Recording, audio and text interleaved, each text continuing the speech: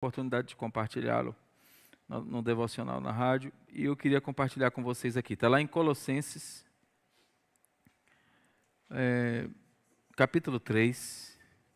A minha versão é a NVI, mas vocês acompanham na versão de vocês. Colossenses 3, nós vamos ler a partir do verso 1. Quem achou, diga amém. Pronto. Se não aparecer, vai aparecer. Portanto, já que vocês ressuscitaram com Cristo, procurem as coisas que são do alto, onde Cristo está assentado à direita de Deus. Mantenham o pensamento nas coisas do alto e não nas coisas terrenas. Pode passar. Pois vocês morreram e agora a sua vida está escondida com Cristo em Deus. Quando Cristo, que é a sua vida, for manifestado, então vocês também serão manifestados com Ele em glória. Assim, façam morrer tudo o que pertence à natureza terrena de vocês: imoralidade sexual, impureza, paixão, desejos maus e a ganância, que é idolatria. É por causa dessas coisas que vem a ira de Deus sobre os que vivem na desobediência, as quais vocês praticaram no passado, quando costumavam viver nelas. Mas agora abandonem todas estas coisas: ira, indignação, maldade, maledicência e linguagem indecente no falar. Não mintam uns aos outros, visto que vocês já se despiram do velho homem com suas características, com suas práticas, e se revestiram do novo, o qual está sendo renovado em conhecimento à imagem do seu Criador. Nessa nova vida, já não há diferença entre grego e judeu, circunciso e incircunciso, bárbaro e cita, escravo e livre, mas Cristo é tudo e está em todos. Portanto, como povo escolhido de Deus, santo e amado, revistam-se de profunda compaixão, bondade, humildade, mansidão e paciência, suportando-se uns aos outros e perdoem as queixas que tiveram uns contra os outros, perdoem como o Senhor lhes perdoou. Acima de tudo, porém, revistam-se do amor, que é o elo perfeito. Amém? Um abraço, tchau. Que esse texto, meu Deus, se tem um texto que é claro, é esse. Mas eu queria, antes de falar do texto, falar do contexto. Qual o cenário aí? Aí Paulo está preso, escrevendo essa carta. A carta de Colossenses é mais ou menos 60 depois de Cristo. Ele está preso, e aí esse povo de Colosso que ele está escrevendo é um povo que já estava convertido, é um povo que já conhecia, já estava caminhando. Mas aí chega a notícia para ele na cadeia que o povo está enfrentando umas lutas, que está começando a ter um movimento de informação que está fazendo o povo pensar. Sabe aquela coisa assim, você é crente, você está convertido, mas aí vem alguém e traz aquela ideiazinha que parece que faz sentido e você fica: meu Deus, será que como crente eu posso fazer isso? Será que como crente eu devo fazer isso? O cenário era mais ou menos esse. E aí um colaborador de Paulo chega na prisão e diz: está acontecendo isso lá em Colosso, está mais ou menos assim. E ele começa a escrever as cartas para orientar o povo a se manterem firmes na fé. Se você for para o capítulo 1, o capítulo 2, você vai ver que ele foca o texto, a gente não leu aqui, a gente leu o 3, mas ele foca o texto em mostrar que Jesus Cristo é o que importa. No capítulo 2 ele está dizendo para o povo lá, ele está ensinando assim, se você tiver que escolher uma coisa, escolha Jesus. É isso que importa, ele é o centro, tudo é para ele, tudo é em torno dele, é assim que tem que ser. Então, na dúvida que você tiver em relação a algum comportamento, olhe para Jesus. Pronto, e aí se resolve. É assim que ele faz mais ou menos no 2. No 3, ele começa a dar instruções para esse povo para ter uma vida santa. Porque o cenário era um cenário onde outras culturas e outras informações estavam influenciando. Então, esse é um manual, esse capítulo 3 é mais ou menos um manual, até onde a gente leu, de como ter uma vida santa no meio desse cenário todo de caos. E aqui ele está falando para quem já conhecia. Aqui ele não está falando para tentar converter ninguém. Aqui ele está falando para um povo que já estava, vamos dizer assim, aqui ele está falando para a igreja. Se a gente for parar para pensar, ele está falando para a igreja. E ele começa assim: portanto, já que vocês ressuscitaram em Cristo. E aí quando você começa a ver esse texto, mas peraí, como é que ele começa assim? Portanto, já que vocês ressuscitaram em Cristo, porque a ressurreição pressupõe a morte. Porque para você ressuscitar, você tem que morrer, né? Não tem como não ser assim. Só que se você voltar um pouquinho, a gente não leu, mas se você depois no seu dever de casa, ou melhor, no seu prazer de casa, né? Que quando a gente fala que é dever de casa, a pessoa não quer. Eu tenho uma professora que me disse que é para dizer prazer de casa. Então, no prazer de casa, não funciona muito não, mas a orientação é que você volte lá no versículo 20 do capítulo 2, você vai ver que lá no versículo 20 ele diz assim, ó, já que vocês morreram com Cristo para os princípios elementares desse mundo, porque, como se ainda pertencesse a ele, vocês se submetem às regras. E aí ele está falando no capítulo 2 em relação ao legalismo de algumas coisas. Então, lá no capítulo 2, a gente não leu, mas só para fazer uma referência, ele está falando que se essas pessoas morreram para o mundo e, portanto, agora seguem a Cristo, não tem por que mais elas se preocuparem com aquelas coisas que ele está colocando no capítulo 2. O 3, ele começa dizendo, peraí, se vocês morreram e estão com Cristo, vocês ressuscitaram nele. Não é a ressurreição, obviamente, da morte física, porque senão não faria sentido ele orientar pessoas que morreram. O que ele está falando aqui é das pessoas que morreram para o mundo e que nasceram de novo, portanto, ressurretas em Cristo. Amém? E aí ele começa a dar uma série de informações. Ele diz, portanto, já que vocês ressuscitaram em Cristo, procurem as coisas que são do alto, onde Cristo está assentado à direita de Deus. Ora, não parece óbvio? Se você é um seguidor de Jesus, você precisa ter como referência as coisas de Jesus. E é por isso que ele fala a referência do alto. E por que ele está alertando isso? Por que ele está falando isso se isso é tão óbvio? É porque certamente tem alguém que está seguindo Jesus e está olhando para o lado, para baixo, para qualquer outro lugar, menos para o alto.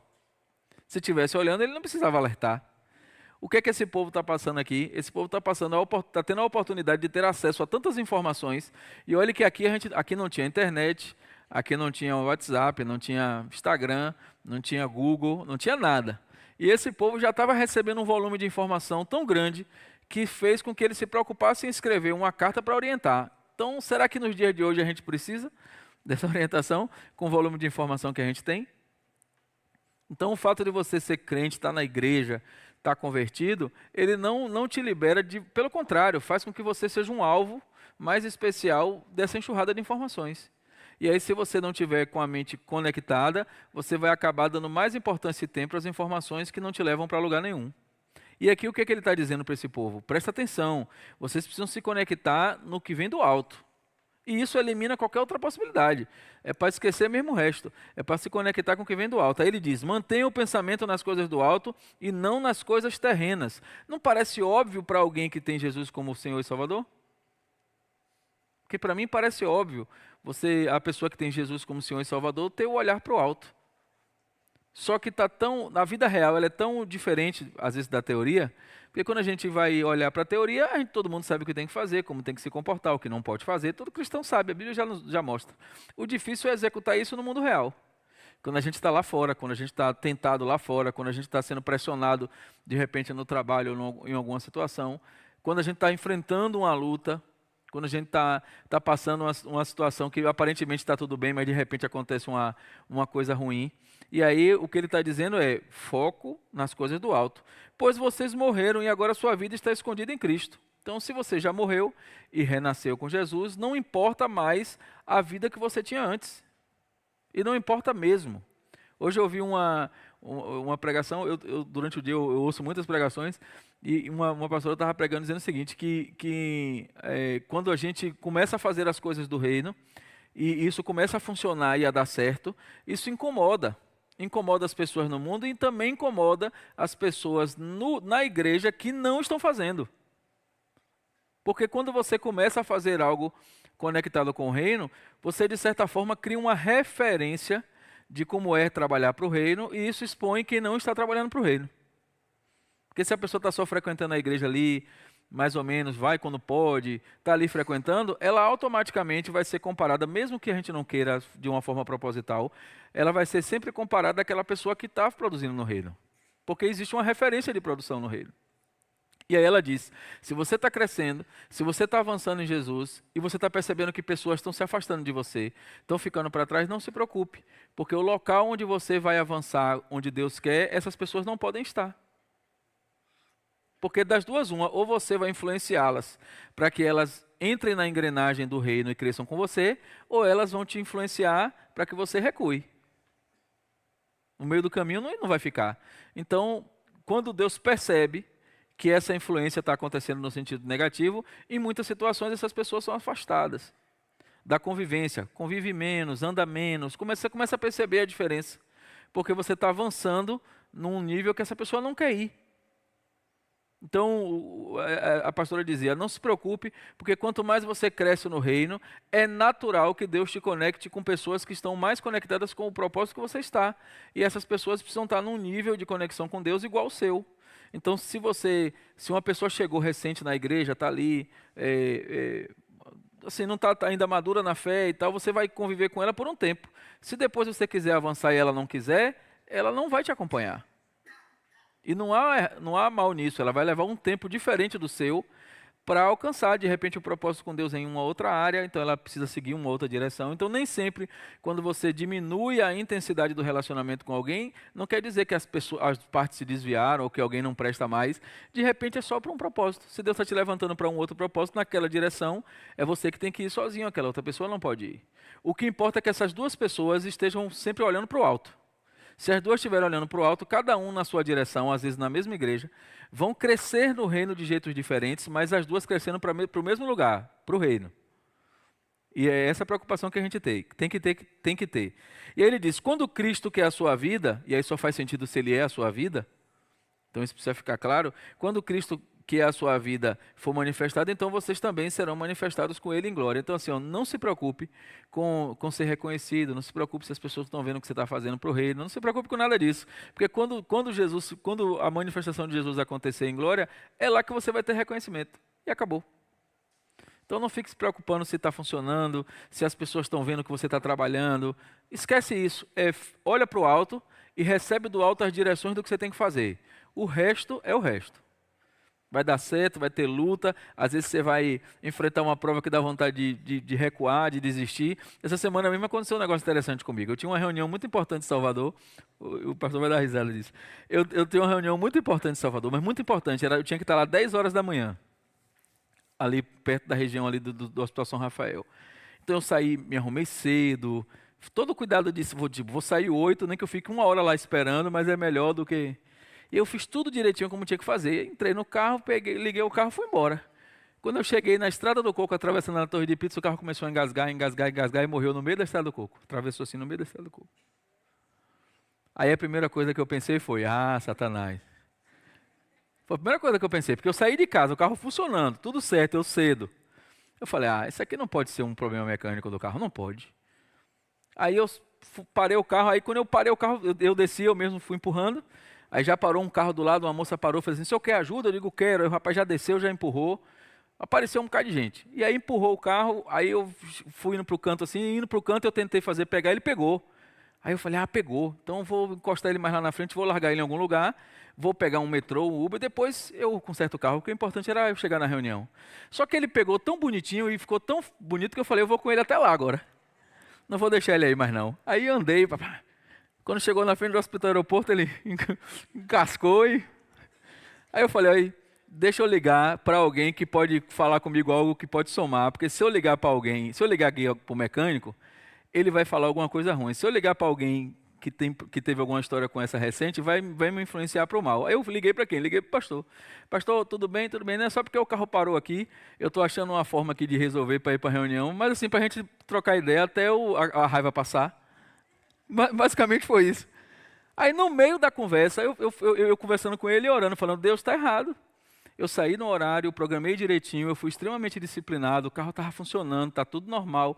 Está errado, precisa pegar e eu preciso ir. E enquanto eu falava, eu tentava botar o carro para pegar e nada, né? A paciência já estava mais equilibrada, eu já estava mais... Porque eu estava ansioso, porque já estava dando 9 horas, 9h20, o tempo passando. De repente, durante a conversa, o carro pegou. Aí eu falei, pegou, então agora eu vou fazer o seguinte, eu vou estacionar ele direito, e aí eu vou largar aí e vou chamar um Uber. Só que como ele, dessa segunda vez, ele ainda pegou mais bonitinho que da primeira. Aí eu falei, agora eu vou ver para até onde vai. E aí eu fui embora. E aí, São Cristóvão, Paralela, eu fui parar lá no lugar.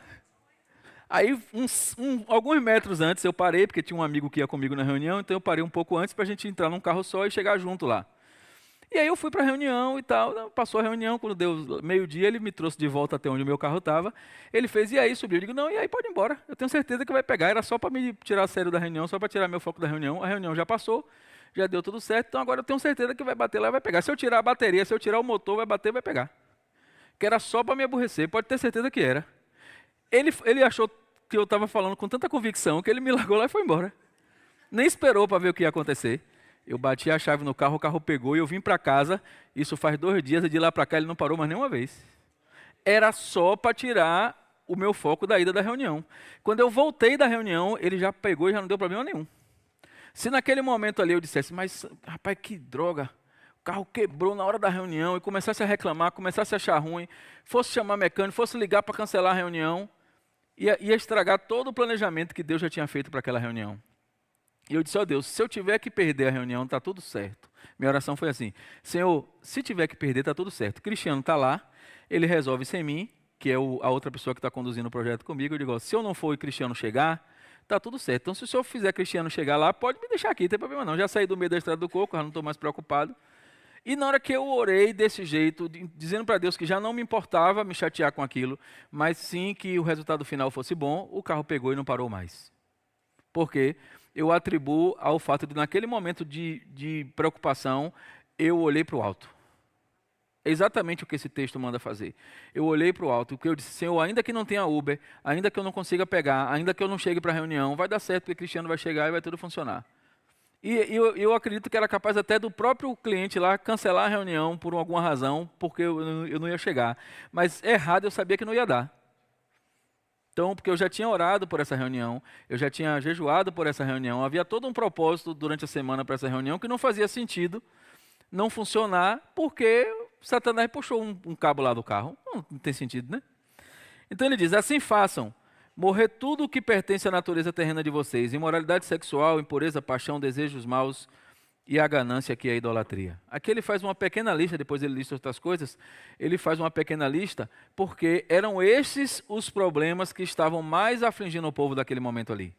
Quando ele recebeu a notícia e que o povo de Colosso estava tendo um burburinho ali de informações, essas foram os pontos que foram ditos para eles, que eram os pontos mais críticos de tratar. Então ele já escreveu a sequência das cartas assim. E esse texto assim. Então ele diz, imoralidade sexual, impureza, paixão, desejos maus e ganância. E aí depois ele vai dizer que por causa dessas coisas vem a ira de Deus sobre os que vivem em desobediência. Então ele está dizendo assim para mim e para você, deixe essas coisas, não é só porque é feio fazer não. Deixe essas coisas, porque quando a ira de Deus vir, vai vir sobre os que não estão obedecendo isso. Então, se você quiser continuar na prática da imoralidade sexual, se você quiser andar impuro, se você quiser se render às paixões, se você quiser ter desejos maus e você for ganancioso, que é equivalente aqui à idolatria, quando a ira de Deus vier, ela vai vir primeiro sobre vocês. Então, assim, se você não quiser deixar de fazer porque é feio, deixe de fazer pelo menos com medo da ira de Deus. Porque o que ele está orientando aqui é que quando ela vier, e ela vai vir sobre estes. Então ele está dizendo para o povo ali, ó, quando você for influenciado, quando chegar uma notícia para você, uma informação de algo que pareça bom você fazer, e que pareça prazeroso, e que pareça legal, coloque isso na balança. Se você fizer, no momento que a ira vier, vem sobre você. E eu não sei você, mas eu não quero que a ira de Deus venha sobre mim.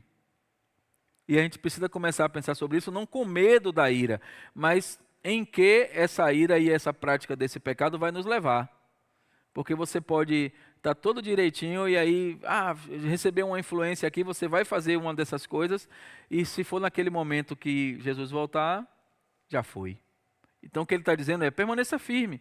Quando ele começa o texto dizendo olhe para o alto, é porque é de lá que vem o socorro e a orientação para que você possa vencer essas coisas. Sozinho você não vai conseguir. Observe que ele não diz assim, povo, se juntem aí e fiquem um ajudando o outro com palavras, ou então, não, ele diz assim, ó, olhem para o alto.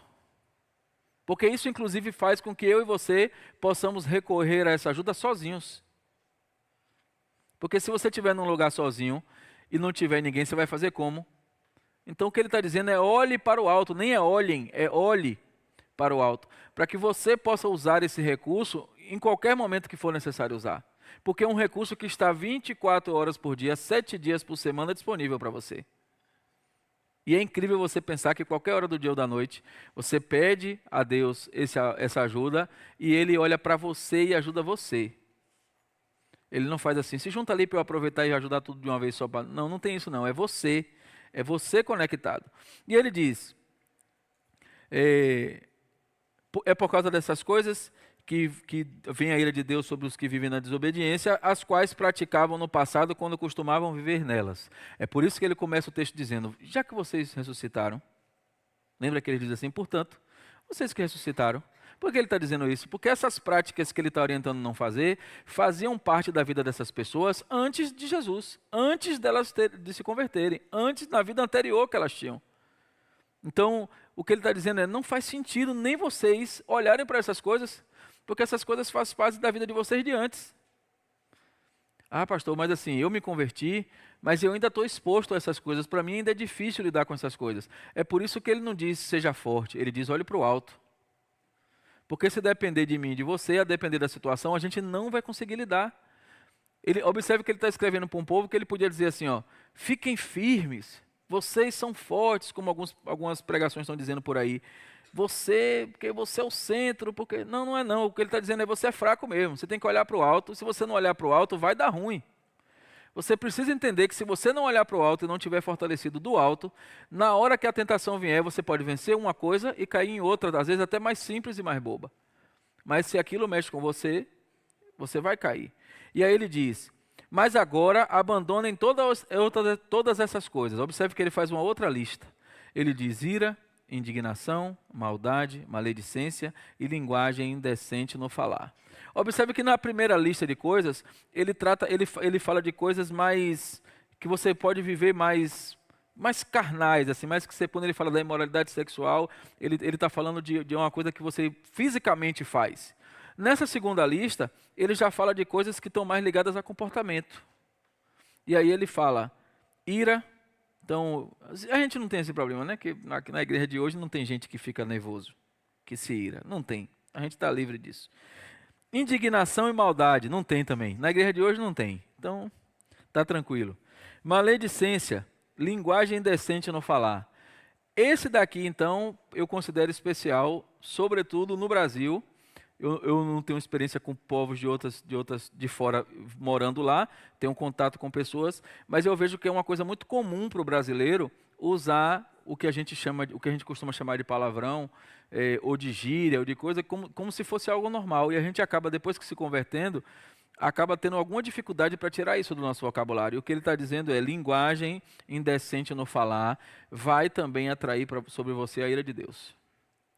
E eu fico pensando, linguagem indecente no falar. Quantas vezes eu, sem querer, já posso ter falado alguma coisa, eu já falei alguma coisa que para mim era super natural, mas para alguém que está ouvindo de fora, que nem sabe qual é o contexto, pode ter soado como um palavrão. Uma linguagem indecente, aquela piadinha de duplo sentido. Se lá ele levasse para o inferno, não ficava um baiano, você concorda? Não ia salvar um. Muitas vezes essa expressão que a gente fala, principalmente os homens, as mulheres menos, mas os homens quando estão discutindo, brincando alguma coisa, determinadas brincadeiras, sobretudo em relação à sexualidade, à masculinidade do homem, às vezes no automático a gente responde lá ele. E no contexto que o baiano usa, é sempre um contexto, no baiano não crente, é sempre um contexto que vai remeter a gente à imoralidade. Não quero que você fique pensando nisso não, mas é só porque se a gente não vigiar com isso, entre aspas, o lá ele, que para nós é só uma forma de conectar com essa pessoa e de ter empatia, pode soar para quem não é crente, como um crente falando o que não deve falar. Quem está entendendo, diga amém. Então, se for o caso da gente abandonar essa linguagem, se o ambiente onde a gente está caminhando tem essa percepção sobre essa linguagem, importa que a gente deixe de falar ela, mais do que tentar convencer a pessoa da nossa boa ação. Porque você não vai conseguir explicar a todo mundo que o seu lá ele é do bem. Você não vai conseguir explicar. Então é melhor que você deixe de falar. O que o texto está dizendo é, tire isso, abra mão da linguagem imoral, abra mão. Porque se você não abrir mão, em algum momento quando a ira de Deus vier, você não vai poder dizer lá ele. Porque ela vai lhe pegar. Parece uma bobagem, mas essas chavezinhas do dia a dia, se a gente não vigiar, leva a gente para uma conexão que vai levar a gente para o inferno. É simples assim. E aí ele diz, não minta uns aos outros, visto que vocês já se despiram do velho homem. Mentira é um negócio que não tem na igreja. Então a gente está tranquilo. As pessoas não mentem, né? Então assim, a gente precisa vigiar com isso, porque assim, ó, não mintam uns aos outros. E às vezes a gente classifica como por exemplo, eu já falei disso aqui, às vezes a pessoa fala assim, ô irmão, não estou bem, ore por mim, aí você fala, vou orar por você. Aí o dia acaba e você não orou. Quem já fez isso? Então como é que eu resolvi isso? Porque eu fazia isso na melhor das boas intenções. Eu dizia, não, meu irmão, pastor, ore por mim que eu não estou sentindo uma dor, um negócio, se preocupe, Senhor, quando eu chegar em casa eu tenho que orar. Aí chegava na hora da minha oração, eu não lembrava do irmão. Então como é que eu resolvi isso? Pastor, ore por mim que eu estou com a dor, vem cá. Senhor, fulano está com a dor agora aqui, resolve agora logo aqui, porque se deixar para depois eu não vou nem lembrar. Ora na hora. Porque se o irmão está ali pedindo uma oração, por que não parar ali e orar naquela hora? Não importa onde você esteja, você pode estar na fila do banco, você pode estar em qualquer lugar, para e ora. Qual é o problema? Aí, a não ser que você tenha um caderninho e anote para não esquecer depois, você corre o risco de estar reproduzindo uma pequena mentira, com a melhor das boas intenções, mas se conectando com a mentira sem perceber. E o que Paulo está dizendo aqui para esse pessoal ele não está dizendo, vocês mentirosos se consertem não, ele está dizendo assim, não mintam uns com os outros. Você percebe a diferença da abordagem? Não é assim, mentirosos, parem de mentir, não é isso que ele fala. Ele fala, parem de mentir uns com os outros. Como quem diz assim, vocês estão num ambiente que precisa ser saudável. Vocês estão num ambiente que a mentira não cabe. Então assim, não faça isso, não minta com seu irmão. Nem que seja uma coisa simples, uma bobagem, não minta não. Diga que você não pode. É melhor que o irmão diga assim, ore por mim, e você diga assim, irmão, não vou orar não. Por quê? Porque eu não sei, eu não quero orar. É mais prudente que você diga isso. Não é para você dizer isso, não é para você orar, viu? Para depois você não dizer, pastor, você me disse que não é para orar por ninguém. É para você orar, mas entenda o que eu estou falando. É mais importante que você diga isso com verdade do que você diga que vai orar e não ore. Porque você se enquadra nessa mentira um para os outros sem nenhuma necessidade.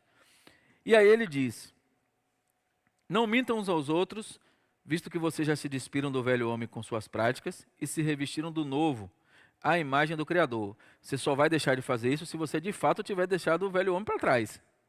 Só faz sentido se você tiver deixado o velho homem para trás. Se você não tiver deixado, aí você vai tocar do jeito que você quiser. Depois a consequência vem. Mas se você verdadeiramente deixou, você precisa deixar também a prática. Não é só deixar na teoria. E aí ele diz, nessa nova vida, já não há diferença entre grego, judeu, circunciso e incircunciso. Aí ele vai, escravo e livre, mas Cristo é tudo e está em todos. O que é que ele está dizendo? Não importa de onde você veio, não importa qual é a origem, não importa de onde foi que você saiu. Importa é que agora você está em Cristo e em Cristo todos são iguais. Eu tenho 20 anos de crente, eu me converti ontem, não importa.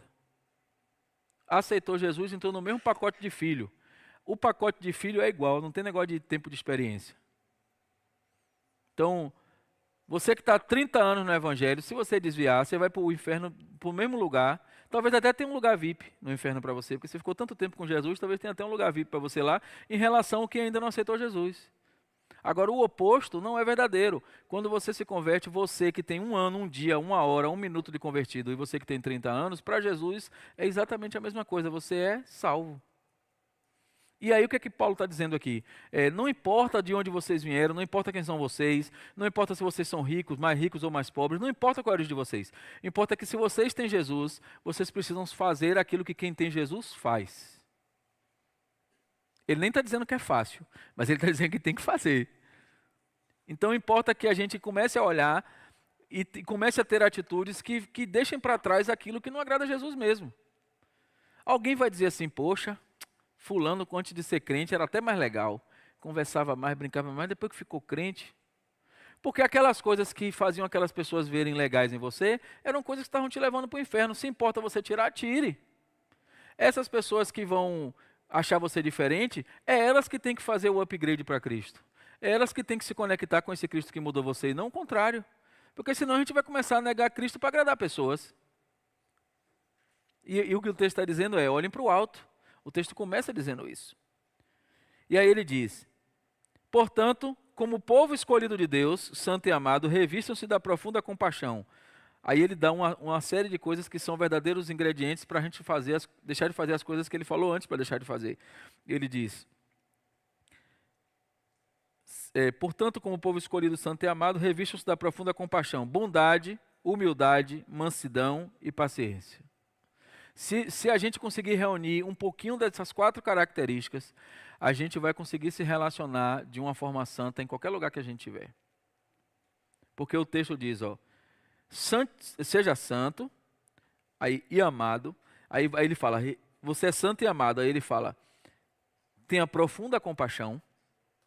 Que quem tem dificuldade de ter compaixão pelos outros vai sofrer demais nas coisas do reino. Profunda compaixão. Depois ele diz bondade. Lembra que antes ele falou para você não ser mal? Aqui ele está ressaltando agora o que você tem que ser. Ele está dizendo bondade, humildade, mansidão e paciência. Se você conseguir ter uma pitadinha de cada uma dessas coisas na dose certa, você vai... Porque são todas essas características que Jesus tinha. E se você é um cristão e portanto, quer ser um seguidor, você precisa ter. Pastor, não é fácil ter, não está escrito em lugar nenhum que é fácil. Mas se um já fez e você quer segui-lo, você pode também fazer. E o evangelho é sobre isso, é sobre renúncia. O evangelho é sobre você abrir mão de coisas que estão te levando para o inferno e agarrar as coisas que vão te levar para o céu. E se fosse fácil, estava todo mundo. Se fosse fácil, todo mundo estava agarrado aí com Jesus. Se tivesse uma receita simples de a gente seguir Jesus e não ter que abrir mão de nada, todo mundo era crente. É por isso que a porta é estreita. E aí ele diz, suportem-se uns aos outros e perdoem as queixas que tiveram um contra os outros. Esse aqui talvez seja o maior exercício para a igreja. Suportem-se uns aos outros e perdoem as queixas que tiveram um contra os outros. Meu Deus, isso é tão difícil. Porque muitas vezes a gente até tem queixa contra outros, sem nem saber direito por quê. Às vezes a gente ouviu um pedaço de uma história, às vezes a gente viu uma coisa, achou que era aquilo, fez um julgamento, criou uma referência. Sabe quando você fala assim, fulano, rapaz, não sei o que é, não bate. Mas o que foi que ele fez? Não fez nada. Pior que não fez nada, coitado, mas não... Quem já viu isso em igreja? Muitas vezes ouviu um pedaço de alguma coisa que passou voando, a pessoa... Aí fala assim, fulano passou mal. Aí você ouve só dizendo assim, fulano e mal. Aí você fala assim, tá vendo? Eu sempre soube que ele era mal. Aí você cria um julgamento, depois quando a pessoa chega, pode vir sorrindo como foi. Aí você fala, lá vem o mal. Porque você só pegou esses 2 pedaços. E o que a Bíblia está dizendo? Tenha conexão com os outros, não mintam, se relacionem. Porque isso vai fazer no dia a dia você perceber quem é quem. Se no dia a dia você se relaciona, e se você tem uma experiência positiva com aquela pessoa, não há nada que alguém que fale que aquela pessoa fez mal possa valer, porque você está na prática vendo que não é. Mas você só consegue fazer isso se você abrir mão das suas convicções, do seu jeito de olhar, da forma de ver, e começar a olhar para o alto. E começar a ter referência do alto em relação às pessoas. E aí ele diz, isso é que é difícil, suportai uns aos outros e perdoem as queixas que tiveram um contra os outros. Perdoem como o Senhor lhes perdoou. E aí ele fecha. Acima de tudo, porém, revistam-se do amor, que é o elo perfeito. E se tem uma coisa que define Deus, é amor. Se tem uma coisa que define, e ele fala assim, o amor é o elo perfeito, ou seja, o que conecta, o elo é o que faz 2 partes se conectarem, o elo de uma corrente, o elo é o que conecta.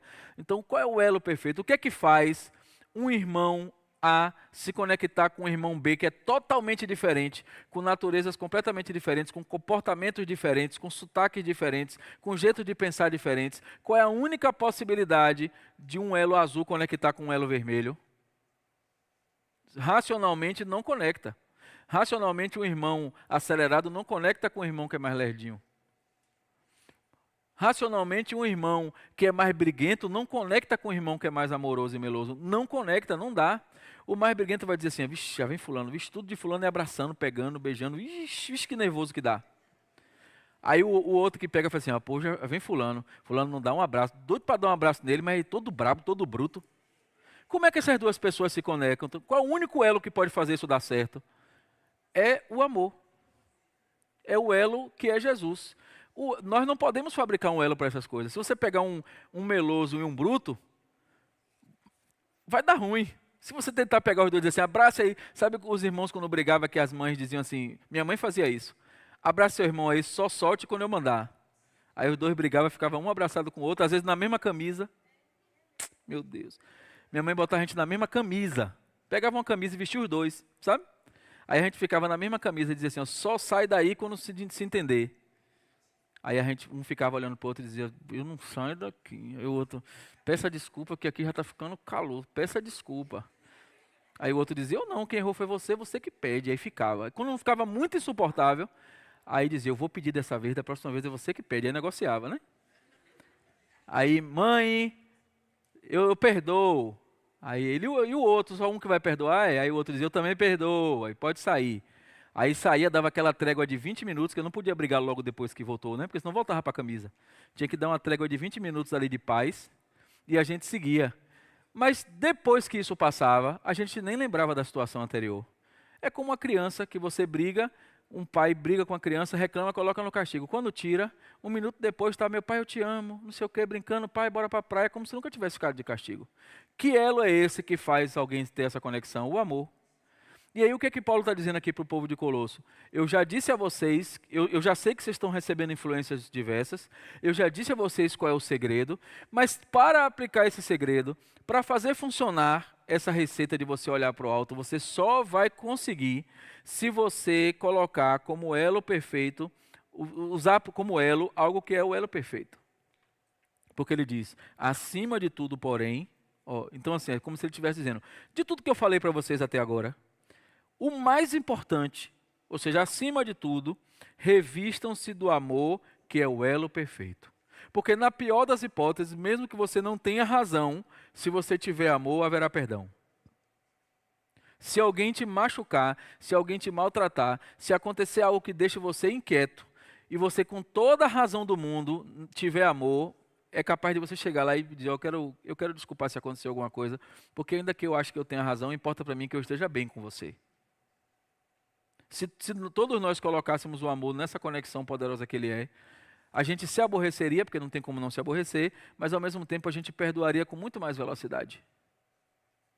E por que a gente não faz isso? Porque nós somos treinados para ter razão, não para amar. E o que Paulo está dizendo é, abre mão dessa razão aí. O que você precisa ter é o amor. E se você tiver o amor e estiver olhando para o alto, vai tudo funcionar. E eu estou tendo cada vez mais experiências desse tipo. Eu acho que nunca na minha vida eu fui exposto a situações onde eu preciso exercer o amor de uma forma poderosa como nos últimos tempos. Porque em todas as situações, na maioria delas eu tenho razão, eu poderia dar uma voadora giratória, eu poderia fazer o que eu quisesse fazer, mas Deus diz assim, ó, ame. Aí às vezes eu tento negociar assim, nem nesse aqui eu não posso dar não, nesse não. Você fala, oh Deus, eu tenho razão 10 vezes, eu perdoo 9, nesse daqui eu dou uma voadora. Não, em nenhum. Porque a nossa natureza humana quer fazer desse jeito. O que é que Paulo está dizendo? Vocês vão ser tentados com muitas informações. Essas informações vão estar no meio de vocês, não há como impedir que essas influências aconteçam, mas há como impedir de ser influenciado. E como é que a gente impede de ser influenciado? Olhando para o lugar que deve nos influenciar, que é o alto. E como é que a gente faz isso abrindo mão das nossas características? Com amor. Sem um amor a gente não vai conseguir fazer. Fique de pé.